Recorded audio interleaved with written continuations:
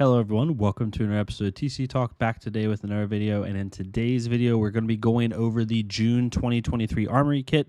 We got some spoilers, I guess you could call it, with some of the promo cards. We're going to talk about those and just kind of, give some sort of blind reaction. I've seen one of the cards, but I always like not read these before I do the video, so we'll enjoy it together and let me know your thoughts on it. If you like this type of content, please leave a like, comment, or subscribe if you feel so to choose.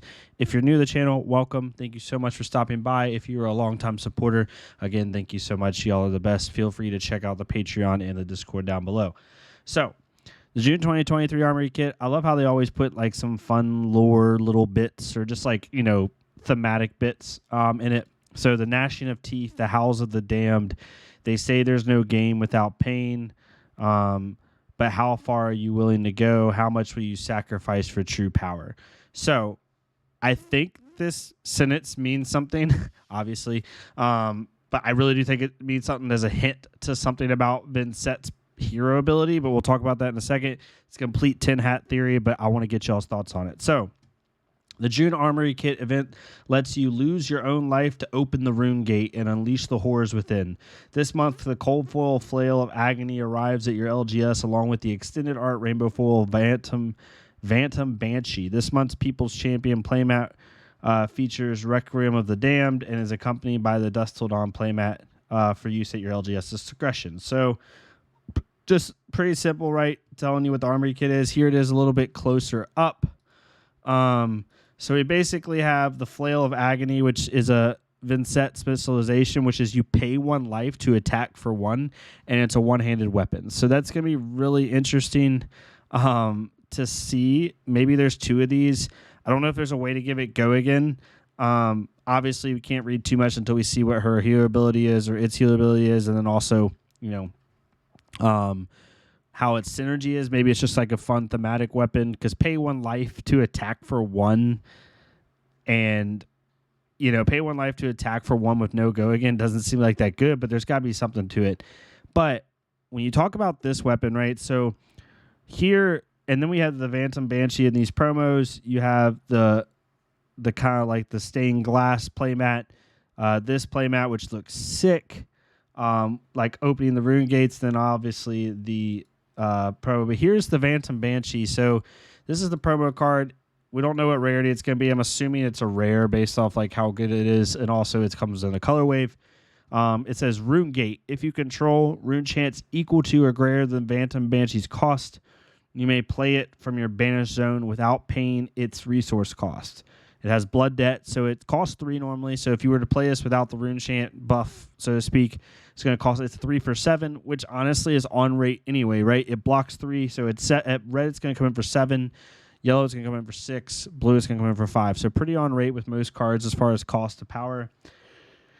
But with the rune gate, basically, if you have 3 rune chants and you play this, you play it for free, which is pretty good. So essentially, if you have 3 rune chants already, this is a 0 for 10, pretty much, because you're going to get the 3 rune chant damage and the 7 for this. So it's really, really good. But going back to the Armory Kit, it says the gnashing of teeth, the howls of the damned. They say there's no game without pain, but how far are you willing to go?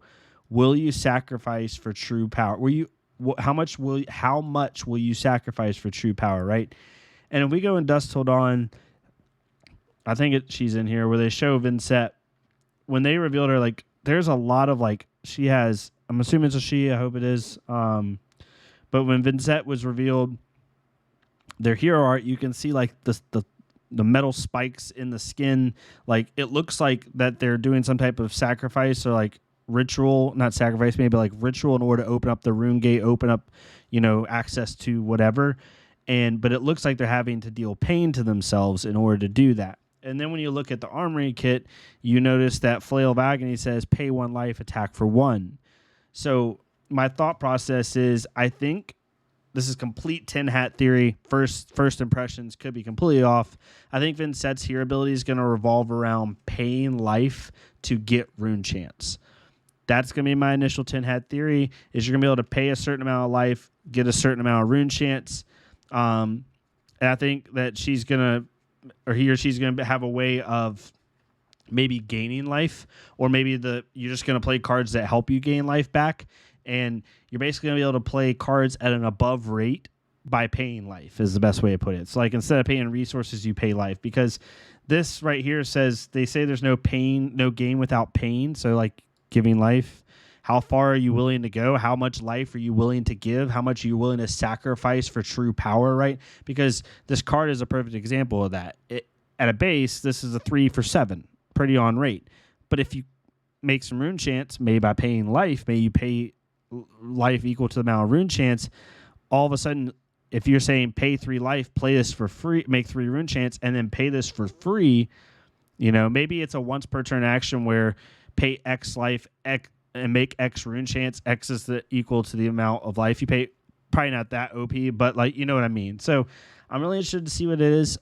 Pretty quick reaction video, nothing too crazy. But I'm really interested to see what y'all's thought is. Even talking about Vincent in general, the Monastery's Shadow Runeblade Chain sat as the primary antagonist for the first chapter of Monarch, and he made his outwardly presence felt far and wide on the tables. Ever since, Classic Constructed has been devoid of the Dark Arcana as Shadow Runeblade. Although Chain remains combined to the realm of living legends, his teachings are not. Vincent brings a new interpretation of the forbidden arts to the gaming tables.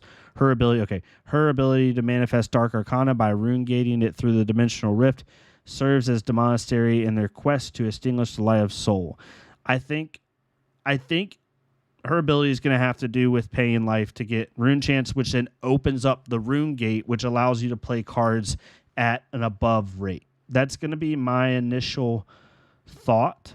We'll see if I'm right or wrong on it. I really would love y'all's thoughts on it. I'm just looking to see if they had anything crazy with Vincent's artwork. I don't think they did. It was just like her casual art. It doesn't show her life totals or anything like that. So, yeah, let me know what your thoughts are. I'd love to hear from y'all. Kind of if what you're excited for in the set. Are you excited for anything specifically? I know this is a supplemental set, which is also an interesting thing that they're showing a lot of new stuff, right, for the supplemental set. So it's really interesting. I love how they're like adding on new heroes and new things even in supplemental sets to keep things fresh, and it doesn't, totally mean stale for anybody. So yeah, would love to hear y'all's thoughts. Again, if you like this type of content, please leave a like, comment, subscribe. Let me know what content you want to see here in the future. We're going to keep covering stuff, and right now I'm finishing up the How to Ninja series with the different heroes. It's just something I'm trying to do something different than I did last year when I did it, trying to mix it up a little bit so I'm not just regurgitating the same content to y'all. So that's why that's been taking a little while, so I apologize. But yeah, let me know what your thoughts, and I'll see y'all next time on T-Talk. Thank y'all so much.